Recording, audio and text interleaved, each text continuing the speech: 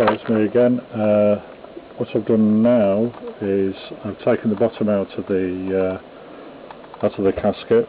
That was totally rotten at it, so I'll put a new bit of plywood in there. I've removed all the metalwork off, and as always, somebody's been in here before.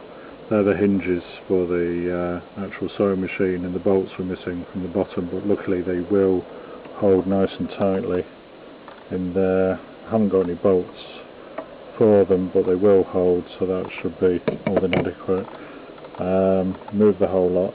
There were splits in the actual wood and the veneer, so what I've done is I've put G-clamps on where the splits was. That's a very typical one if they're not bolted in properly, because then that bit of the wood has to take all the strain rather than the bolt.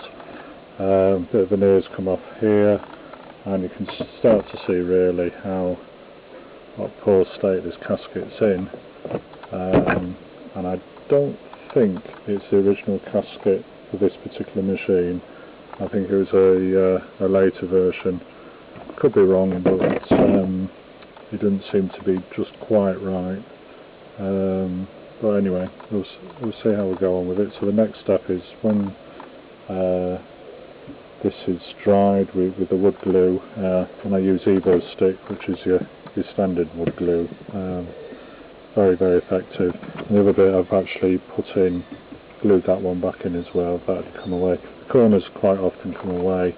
They just need gluing in. But these are solid. That one's come away. Then I'll put the stripper on, and then remove all the varnish, and then I'll do another video for when I do the sanding down. Okay, bye now.